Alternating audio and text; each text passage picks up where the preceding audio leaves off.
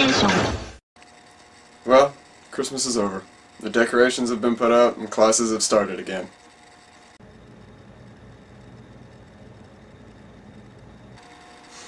Anyway, I got to thinking about my first video game console, which I also received at Christmas time. I remember it fairly well. Christmas of 2000 and still the same ginger dork I am today.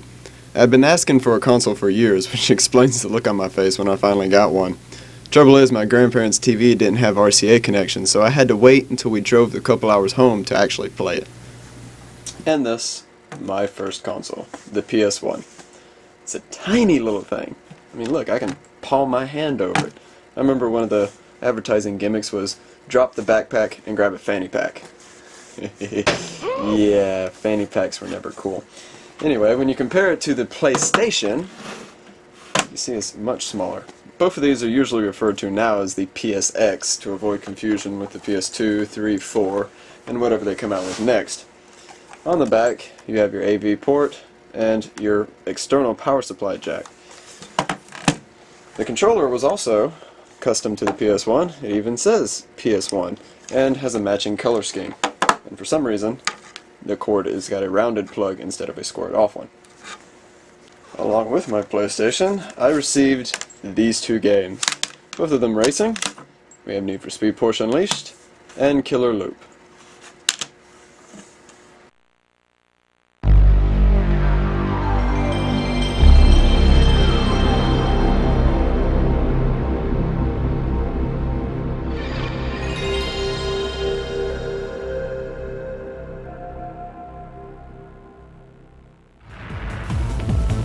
Killer Loop was, I'm pretty sure, a budget title as the gameplay is subpar. Your vehicle is a tripod rolling around on 3 oversized ball bearings and controls about as well as you think it would. On the plus side, the intro cinematic makes it look pretty cool and the music is top notch.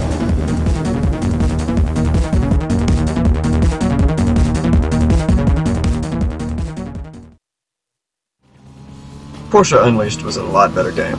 Not that that was very hard to beat. But, as good a game as it is, it's not without its flaws as well.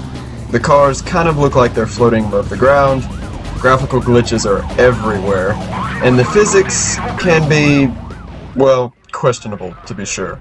Which is amusing because at the time they advertised it as a more realistic driving experience than previous Need for Speed games. However, I give it great praise for its in-depth evolution mode with its extensive roster of Porsches. I mean, there's just a ton of them to choose from. And it seems like a lot of time went into this, as little details, from changing the look of the same track to reflect the era, to having period music, really helps make this an enjoyable thing to play through. I'd love to see a modern update of this game, though they'd probably screw it up.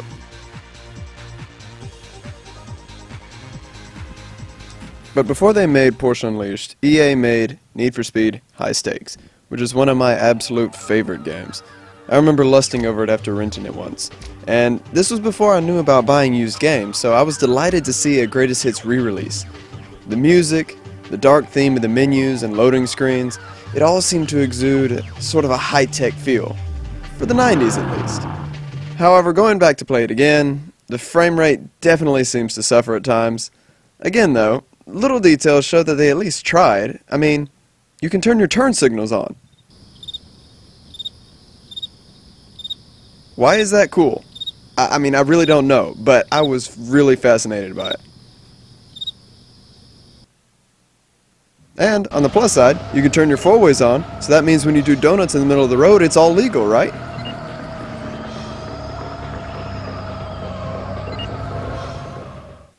Another game that was a favorite of mine was Frogger 2. Nothing special, but a solid rendition and expansion of Frogger. I completed this one with my dad, so pretty good times there. But some brutal deaths for these little frogs. I mean, you can get stung, puff up and then explode, get shredded by a lawnmower, squished flat by a steam press looking thing, and lots more.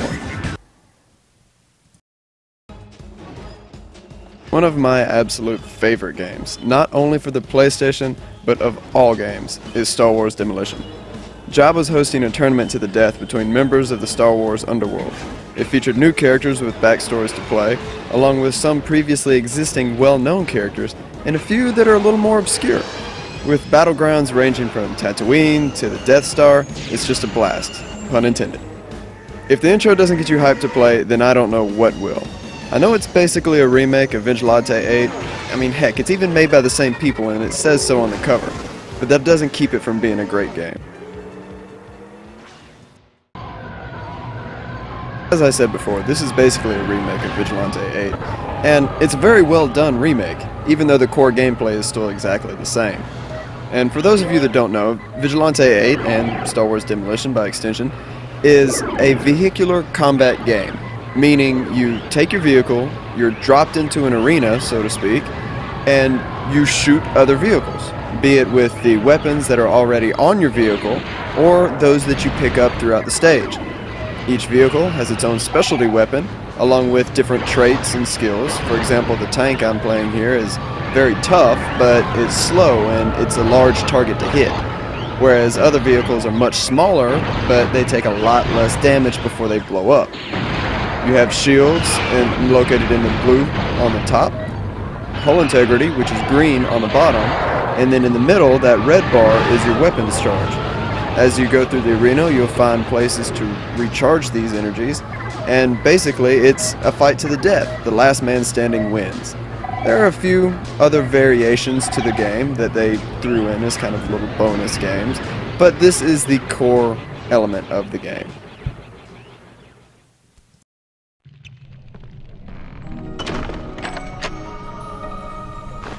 This last one here, I kind of take guilty pleasure with. It's the first Harry Potter movie adaptation, and it's the PlayStation 1 version, not the PS2 one that everybody knows.